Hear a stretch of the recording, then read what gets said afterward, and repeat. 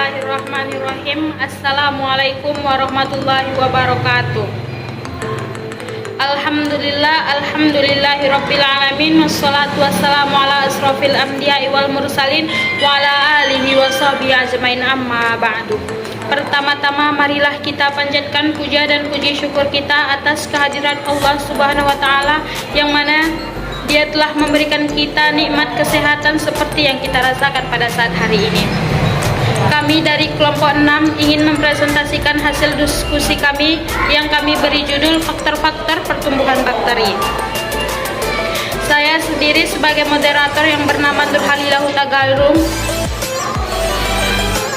dan rekan saya yang pertama bernama Inayah, yang kedua bernama Listi Khofifah Harahap, yang ketiga bernama Alaida Haramaini Ritonga, yang keempat bernama Silvi Elandri Ilmi Guci. Selanjutnya yang akan dibacakan oleh Listi Khofifah Harahap. Kami persilahkan dengan segala hormat. Terima kasih kepada teman kami Nurhalilah. Baiklah, saya akan membacakan tentang bakteri. Bakteri umumnya berbentuk satu sel atau sel tunggal. Untuk uniselular, tidak mempunyai klorofil, berkembang biak dengan pembelahan sel atau biner. Karena itu mempunyai klorofil, bakteri hidup sebagai zat ataupun sebagai zat yang parasitik tempat hidupnya. Bakteri merupakan salah satu zat pencemar yang potensial dalam kerusakan pada makanan dan minuman.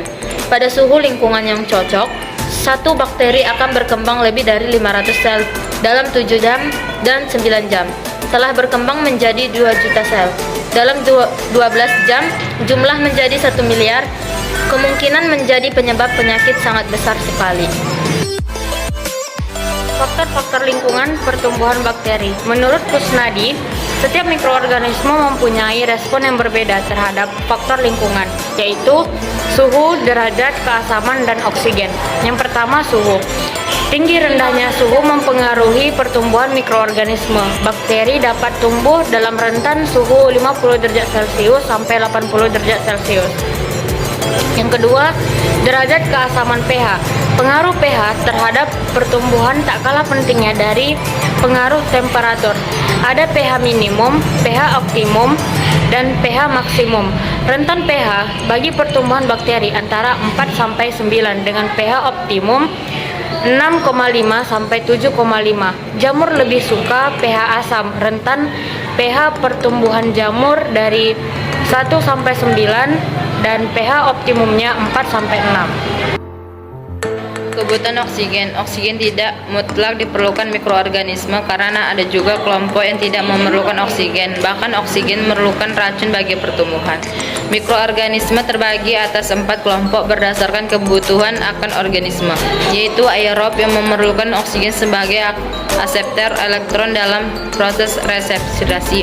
Mikroorganisme anaerob adalah mikroorganisme yang tidak memerlukan O2 karena oksigen akan membutuhkan H2O2, yaitu toksin yang menyebabkan kematian. Mikroorganisme anaerob tidak memiliki enzim katalasi yang dapat menguraikan H2O2, air, dan oksigen.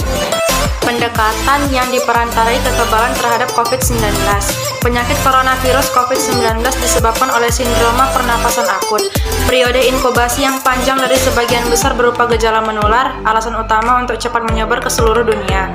Dampak para wabah ini, riset atas penyakit-penyakit menular yang telah muncul sebelumnya telah menciptakan pengetahuan yang berharga yang sedang dimanfaatkan. Meskipun demikian, penting untuk memperoleh pengetahuan tentang mekanisme infeksi SARS-CoV-2.